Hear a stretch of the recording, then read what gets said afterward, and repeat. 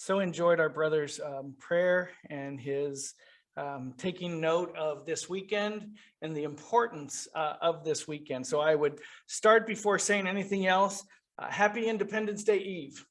I don't think we call this the eve of the 4th of July, but the 3rd of July just mathematically is the eve. And so happy Independence Day Eve to each of you. And I hope you're enjoying this weekend. Too often holidays represent a day off. Almost supersedes the importance of the holiday. And so our brother Jim brought it to us, the birthday of our nation, of this great nation that we know has more important plans in the future, although everything that has happened to date have been critical and been important for this country to be established for the purposes of. I'm not going to make any kind of commentary other than that. Whether we've accomplished, whether we haven't, whether we've gotten off track, whether we haven't, those questions alone make you understand where my mind's at, and I'm not going to go any of those places. Instead, I'm going to say happy birthday to the United States, happy birthday to this great nation of established for the purpose of liberty. In advance, if you will, in advance of this message, though you may not hear it when I begin, I want to make certain that everyone understands this is a message of independence today. We are celebrating Independence Day, and it feels only appropriate that we would celebrate independence. So this message is a message of independence. So let's begin with the Declaration of Independence. And let's begin with the Declaration of Independence as it begins. Educational to me, maybe not to you, but I was unaware of how it began. In fact, I missed my trivia question this morning when I checked off A, which is we the people. The sound came in my head as I missed it. So I'm going to read to you how the Declaration of Independence actually does begin and tie it into this morning. When in the course of human events, it becomes necessary for one, and I'm going to stop there because if I read on, it will no longer tie to our message. So I'm going to crop and edit so that it fits our message. When in the course of human events, it becomes necessary for one. Our theme this morning is, how could he? How could he? How could he? As it applies to the Declaration of Independence, in the course of human events, how could he? We know that one who was here by choice, the rest here by circumstance, the rest of us, all of mankind here by circumstance, one here by choice.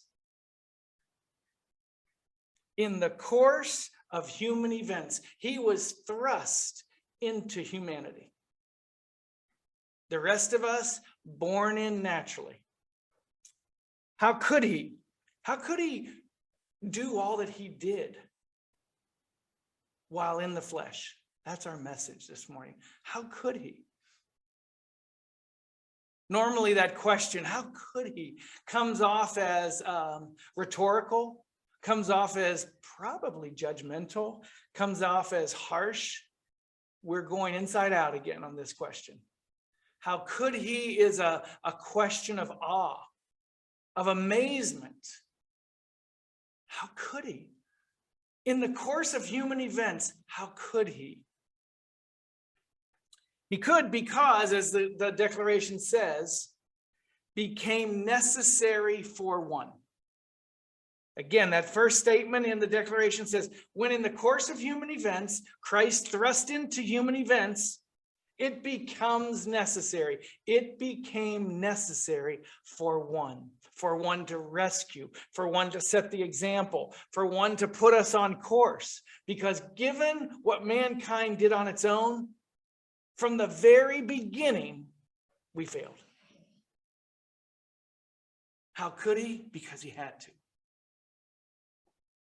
First Corinthians says it this way so that we understand, and I love this verse. This is just a little bit of getting us in direction. That's all this is. First Corinthians 15, if you're a note taker or you want to go back and read this, or even follow, it's 45 through 47, but I fear that by the time you get to 45 to 47, we've moved on. So just if you want to make note, make note. So it is written, the first man, Adam, was made a living soul. The last Adam was made a quickening spirit. The first man, Adam, was born into humanity.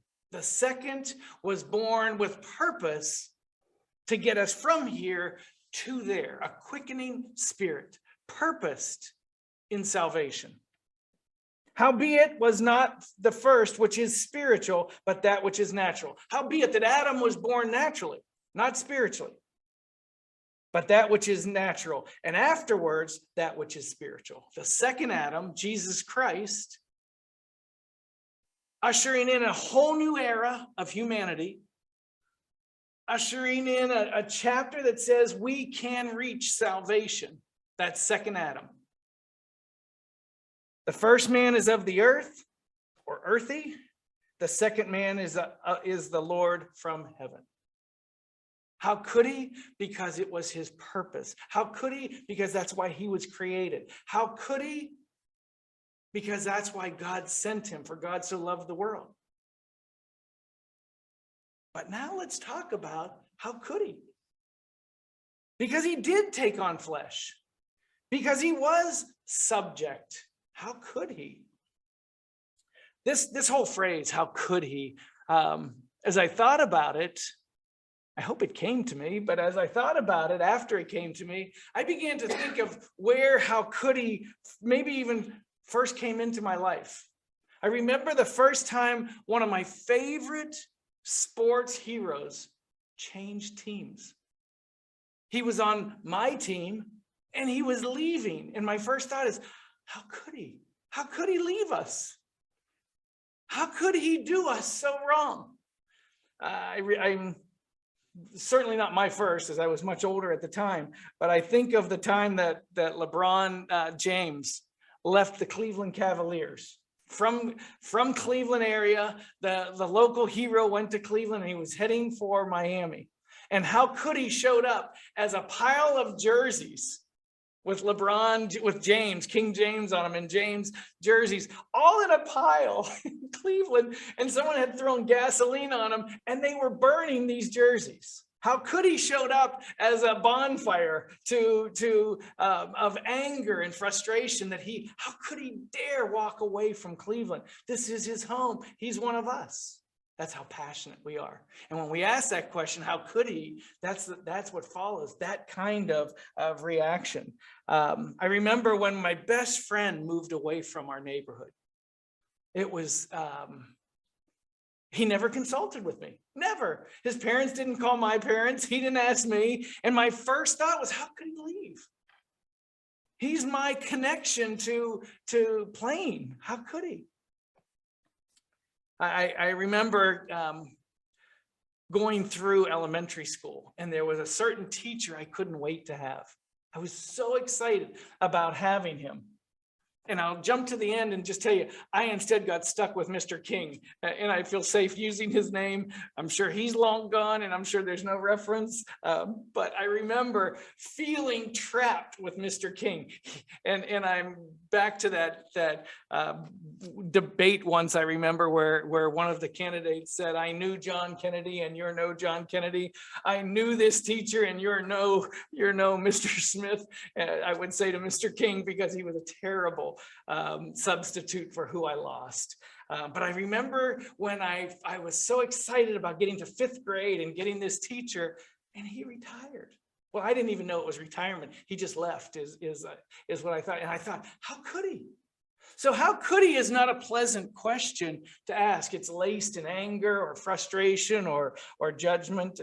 But we are turning it inside out, and we're asking a pure-hearted question based upon our own failures, based upon our own temptations, based upon our own meanderings in this life.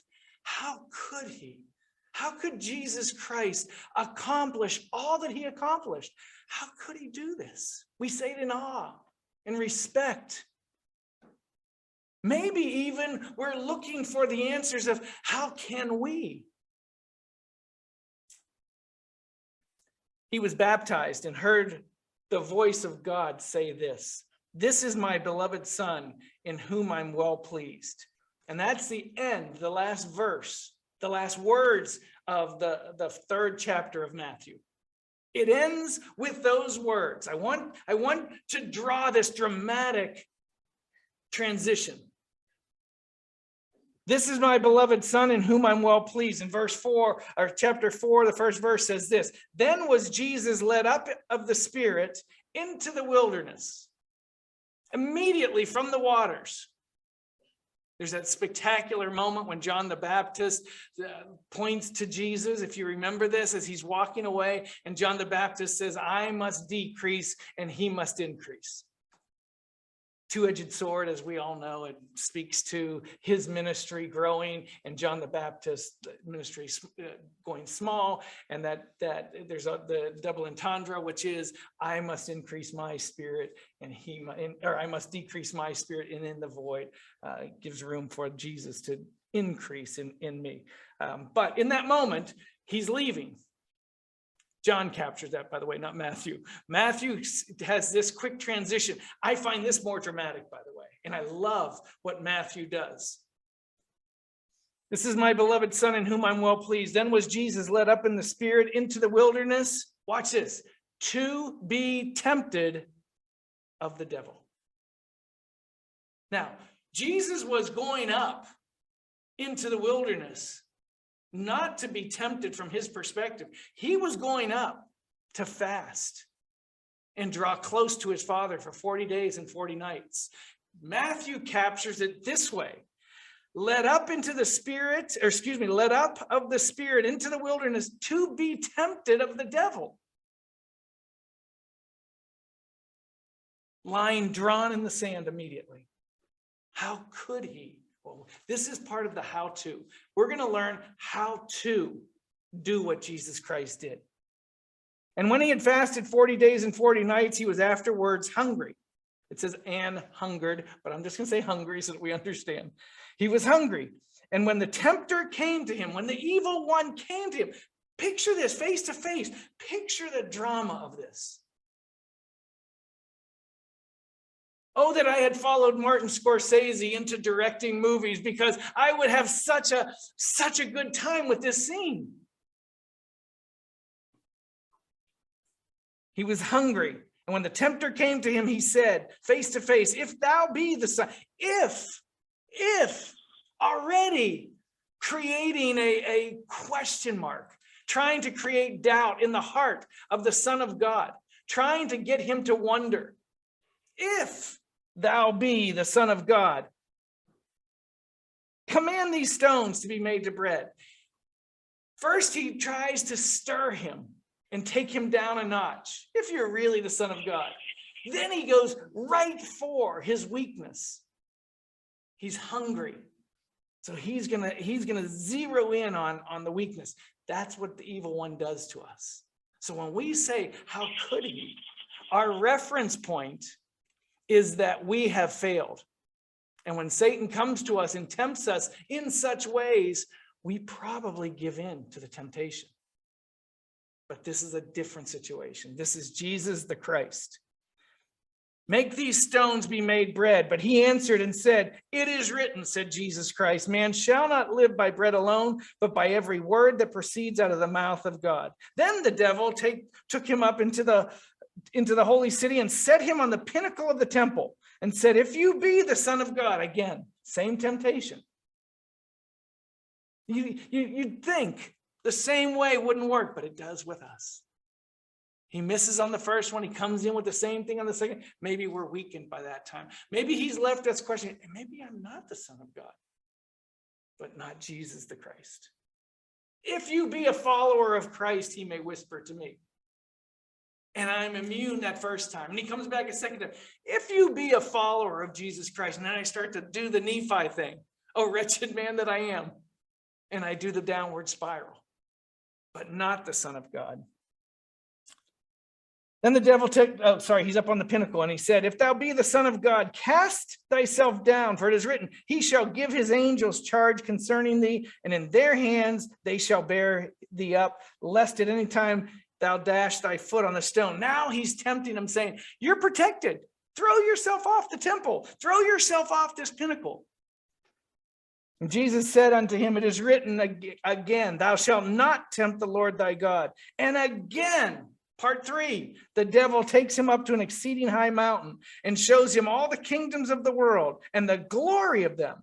And he said unto him, all these things will I give thee, if thou wilt fall down and worship me. You'll note he didn't say, if thou be the Son of God. He knew he was whooped. Wasn't going to try that again. Then saith Jesus unto him, get thee hence, Satan. For it is written, thou shalt worship the Lord thy God, and him only shalt thou serve. Verse 11, then the devil leaveth him. And behold, angels came and ministered unto him. Victory. How could he? I just explained how he could. That's the first meeting. Last night there was a MMA battle. I don't watch MMA, so I don't know anything about it, but I watched Sports Center, and it said this is the third time these two had met. The first time A won. I don't even know their names. A beat B. The second time A beat B again. Never has there been a championship match twice where the same guy won both matches and they fought a third time. This was the first time in history this was done. Wrong. It happened here, up on the mountain. Jesus Christ won match 1. They had another championship. Jesus Christ won match 2. He won both for the championship. They had a third match. So actually MMA is a little wrong with their statement. And Jesus Christ won the third time. I think the guy who won the first 2, I think he won last night, but don't quote me on that one because I just had something come up on my phone this morning, but I think he won. So even that win is not a precedent. Jesus Christ had done that 2,000 years ago. Remember what Matthew said, get thee hence, Satan. Luke, and I'm just throwing this in to tell you, Luke captures it differently. This is what Luke writes in Luke 4, the 8th chapter. Get thee behind me, Satan. He remembered it a little differently, or remembered at least the recounting of it differently. For it is written, thou shalt worship the Lord thy God. Luke captured it as get thee behind me, Satan. I bring that in because we're going to hear that again. Okay. Jesus Christ uses that phrase another time, just one other time, by the way. So I wanted to bring it in. So now let's go to an account where we see maybe the second time that the square off happens, or at least the announcement of a square off happens. And it's favorite verses that I've used before. It's John 12. Remember what we're answering. Remember throughout what we're answering today. How could he? And I've told you, this is a message of independence. We are celebrating Independence Day, but in a spiritual fashion. John 12:27 says, this is Jesus Christ came into the city. And again, you've heard me read this before. Now is my soul troubled. And what shall I say? Jesus knows he's at the end of his walk. He knows he's at the end of his ministry. And he knows he's about to enter the last days of his life. Horrible, painful, terrible days. And he's aware and no one else is. And he says, now, in this moment is my soul troubled. And what shall I say? Father, save me from this hour. But for this cause came I unto this hour. I'm not going to back off. Yes, I'm troubled. Yes, I don't want to go in there. If it be thy will, take this bitter cup. Yes, all those thoughts swirling in his mind. But this is my purpose, he said. I was not created naturally. I was created as a spiritual being with this spiritual purpose. I'm not backing off. Just a few verses later, 31 and 32, he says this, now is the judgment of this world. As he's speaking to this era, to these next few days, to him hanging on the cross. And he calls now as not this very moment I'm walking into the city. The first now was to that moment. The second now was to the moments ahead. Now is the judgment of this world. Now shall the prince of this world be cast out. And if I be lifted up from the earth, will draw all men unto me. It is time for mankind to choose clearly between two. I'm reading this to you. I'm speaking to you today to tell you there is a battle for your soul, much as there was, maybe not as dramatic, maybe not as obvious as he comes to you face to face. If you be the Son of God, maybe you'll never see that instance, but you are in a battle on a daily basis. Your heart is stirred at times with anger. Maybe your heart is stirred with resentment. Maybe there are people who bother you. Maybe you're pulled away. Maybe your spiritual life is being attacked. I don't know where each one of you are. But we need to understand, how could he, so that we can. Whatever it is he did, we need to replicate. We need to duplicate. We need to walk in those steps. We call ourselves followers, and we are. So then we should follow the steps that our Savior has taken. If anyone had reason to resent, if anyone had reason to be angry, if anyone had enough vision to see what was right versus what was wrong, and see all the wrong, and yet continue to walk forward to save those who were wrong. For all have come short, it says, and yet he loved us.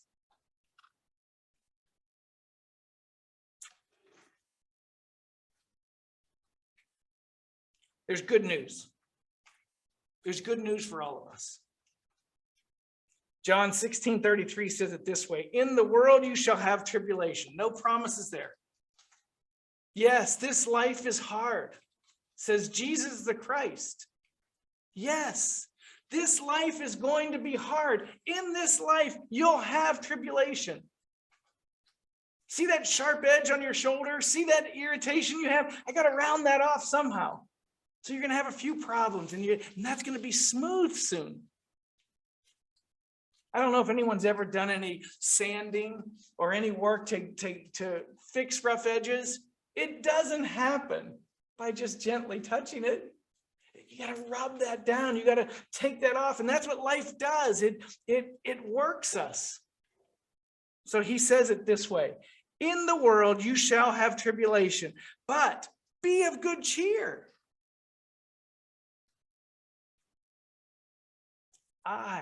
Said Jesus Christ, I have overcome the world.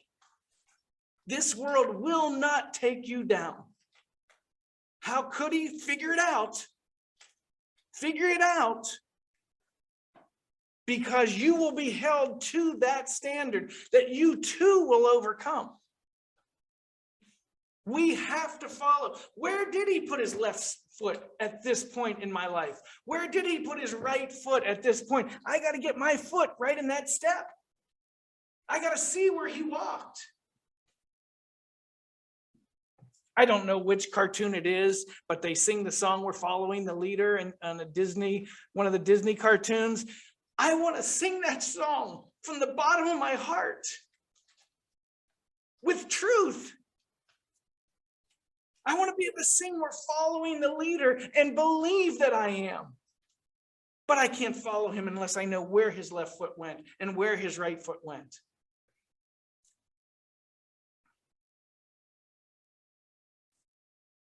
As he's talking later in this chapter 16, as he's or just before this, he's talking to his disciples. This conversation came up.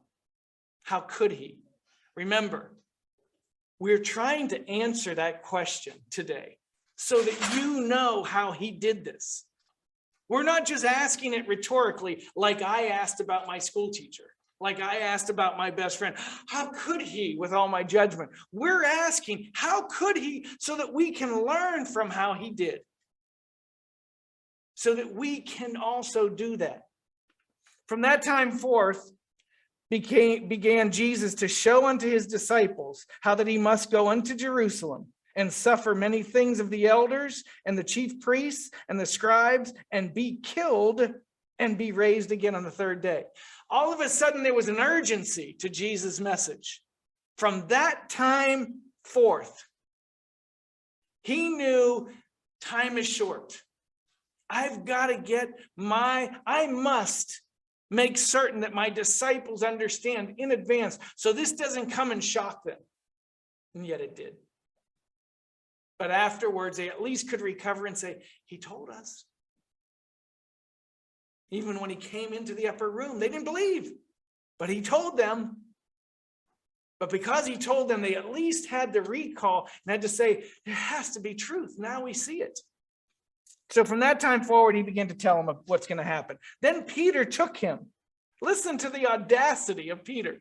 Peter took him and began to rebuke him. And let me read it my way. Peter took him and began to rebuke the Son of God, saying, be it far from thee, Lord, this shall not be done unto thee, said Peter. He who spoke too quickly, he who spoke from his heart rather than from his brain so often.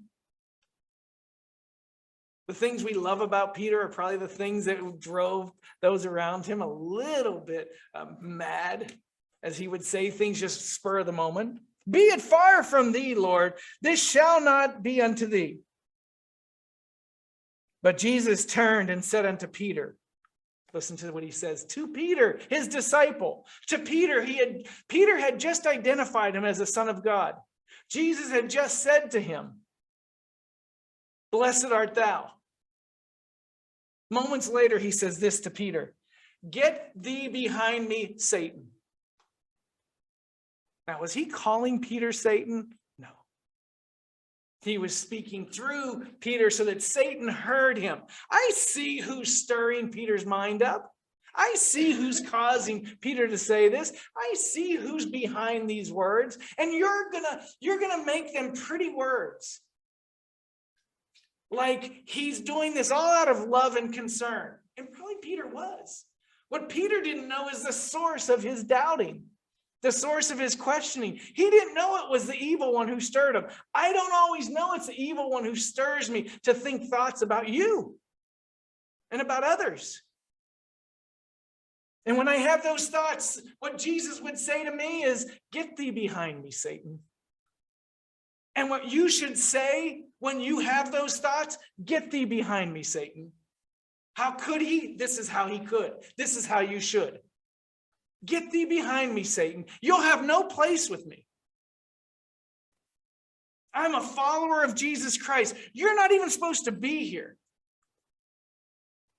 The other day, Candace and I went to her dentist, and the young girl at the counter, a sweet young woman at the counter, had a sweatshirt on. And it said, she doesn't even go here. It's a line from a movie called Mean Girls. And they're having this big pep rally. And one of the girls speaks out in the middle of this pep rally. And someone looks at the other one and says, she didn't even go here. That's what we should say to Satan. You don't even go here. July 27, 1976, I went down into the waters of baptism. And that day I chose Jesus Christ. Why are you still here? You don't even go here. Get thee behind me, Satan. That's what we have the power to say.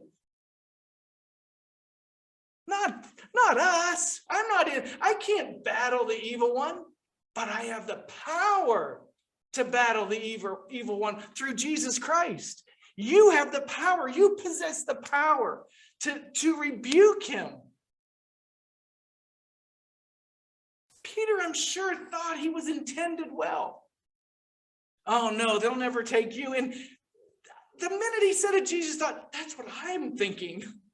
I don't want to go through this. Now is my soul troubled, and my disciples are now going to pile on. Hit those nerves that are already raw. Get thee behind me, Satan. Don't even go there. I see you. I see what you're doing. I see you're zeroing in on my weakness, on where my thoughts are. You have the power to do that. How could he? How should you? This is how. Rebuke him. This is when he stirs us and takes us down and makes us vulnerable and weakens us. Really, so that we're putty in his hands. That's what he's trying to do. One by one, destruction. Our temptation on a daily basis is we're undeserved and unworthy. Let me tell you how worthy you are. Let me tell you how deserved you are.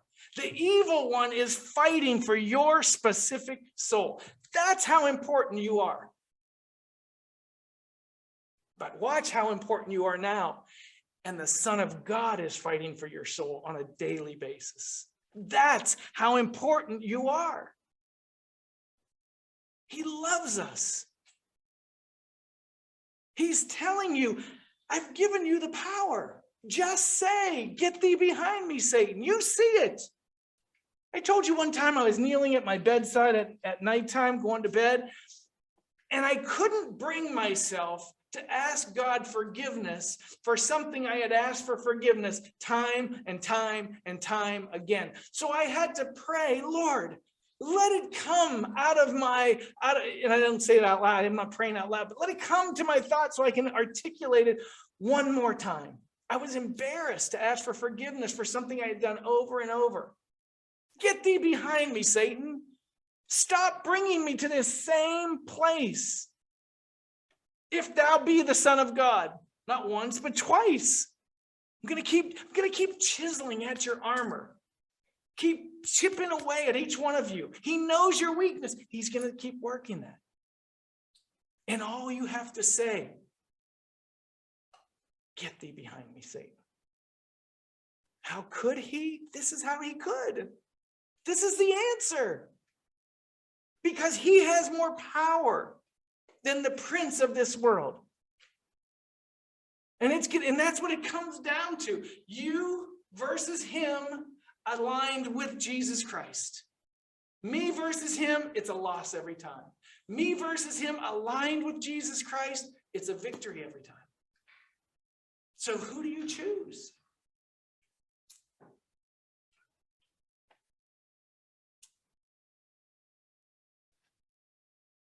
What Jesus Christ did, what Jesus Christ did is he declared, listen to this, he declared independence from this world. What Jesus Christ did is he declared independence from the evil one. What Jesus Christ did is he declared independence from temptation. And so he declared independence from sin.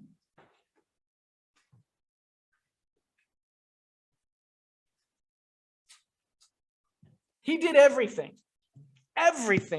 as an example.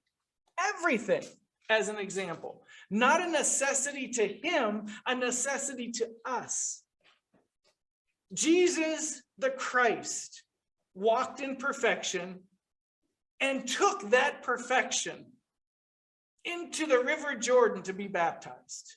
And his Father responded by saying, "This is my beloved Son in whom I'm well pleased." Why? Why? Just stop. Why? He had no sin. Why was he pleased?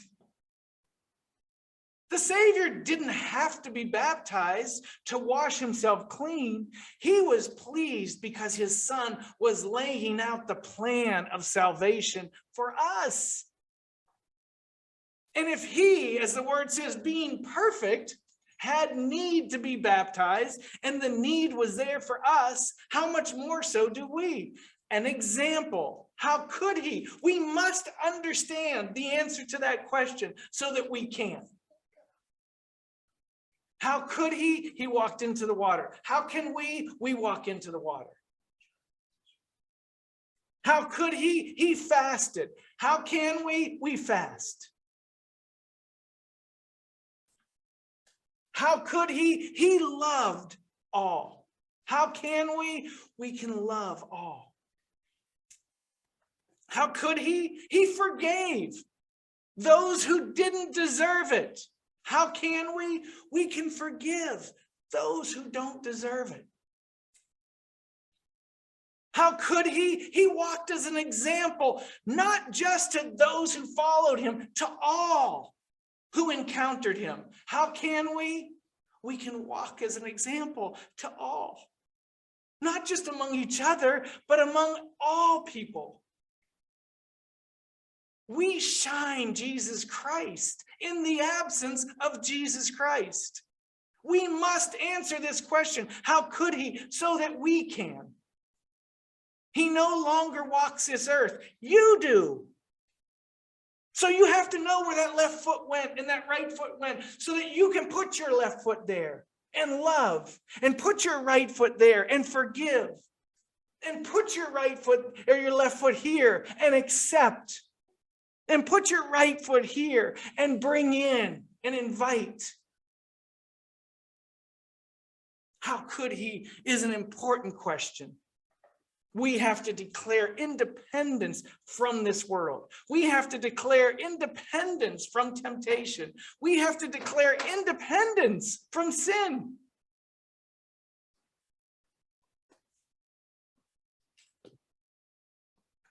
And when we do, we can celebrate Independence Day on a whole new level. To each of you, I say happy Independence Day with a different and deeper meaning. And I hope you receive it with a different and deeper understanding. How could he? Please let that be your quest to understand how he could, so that you can. May the Lord bless each one of you.